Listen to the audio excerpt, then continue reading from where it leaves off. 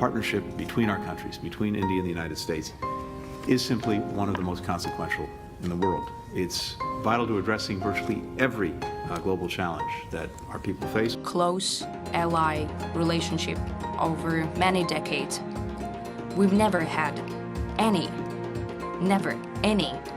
difficult issues. Despite recent rapid geopolitical upheavals, India has stayed steadfast in its commitment to the principle of people before power.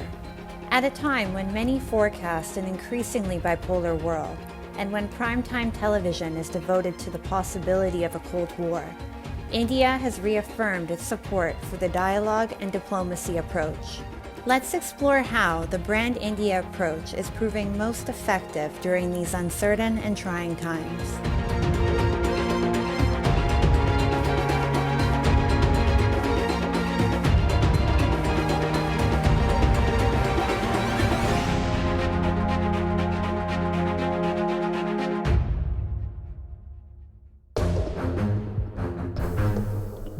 From Russia to the West, from landlocked European countries to the Horn of Africa, from the Gulf region to island nations in Asia, India's pro-peace, pro-people policy is garnering praise and is proving to be productive and successful under the current geopolitical circumstances.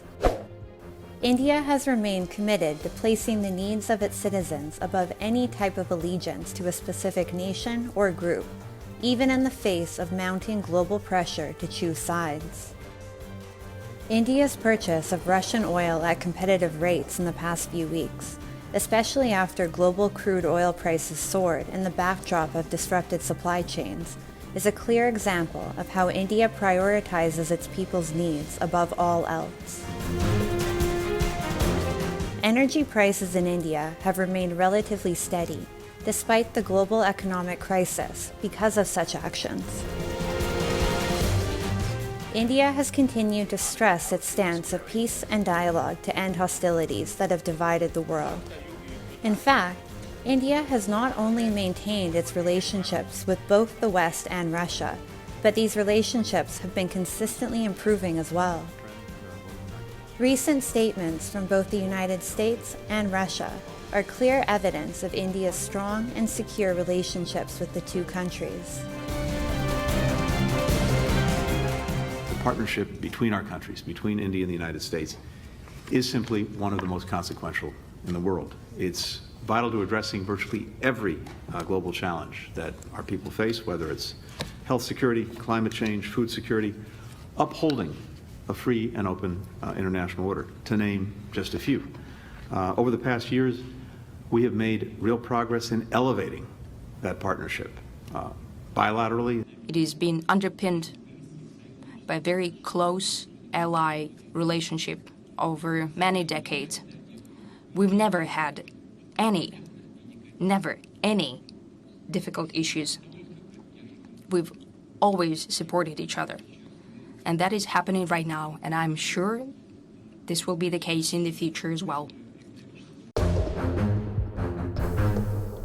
While India has grown to be one of the major forces in world diplomacy and commerce, it has never sought to use its power to gain an unfair advantage. India has been cautious to follow local laws and avoid abusing its position, even in the smallest of the countries where it has invested. Apart from defending its sovereignty, India has never used any form of force to achieve its objectives and goals. India's centuries-old principle of ahimsa, or non-violence, continues to guide its foreign policy even today. Smaller countries recently hailed India for its unwavering assistance even during their most trying times. Some have even said that it has been India's continuous support that has helped their people to survive during the COVID crisis. At the United Nations, Mexico proposed to create a panel to broker peace between Russia and the Ukraine, and suggested that Prime Minister Modi be included on the panel. We are close friends. We are strategic partners. We are not allies. So when he talks of independence of foreign policy, that is very true. Independence also means that when even if a close friend does something which we are not comfortable with, we gently and politely and respectfully point it out.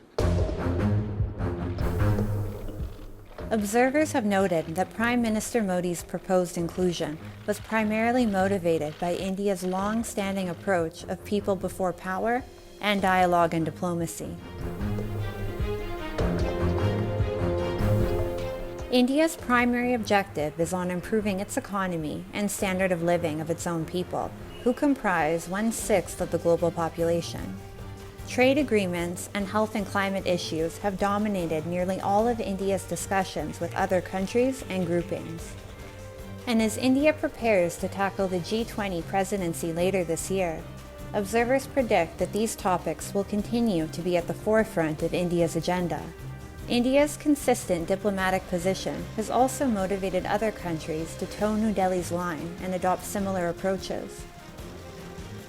Respect for India around the world continues to grow as India maintains its policy of friendship to all, malice to none, and support for humanity.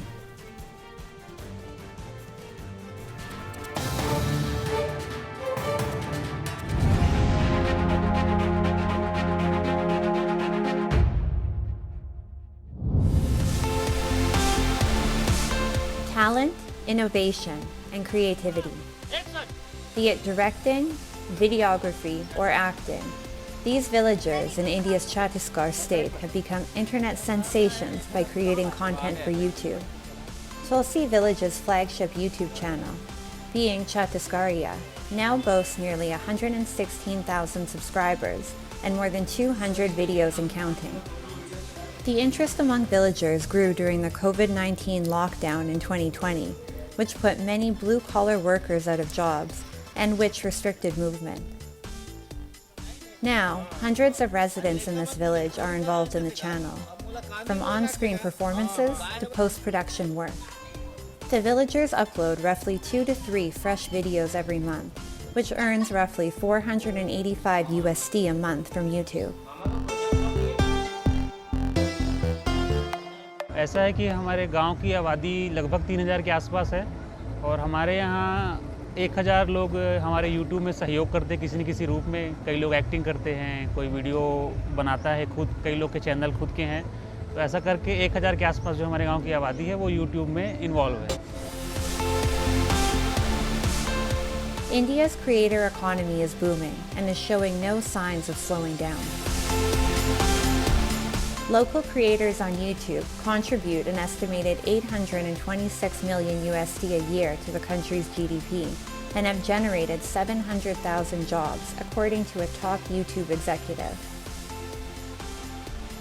Be it food, travel, health, entertainment, or education, content is being created on many different themes and in diverse languages as new content creators join the digital platform. It is an open platform.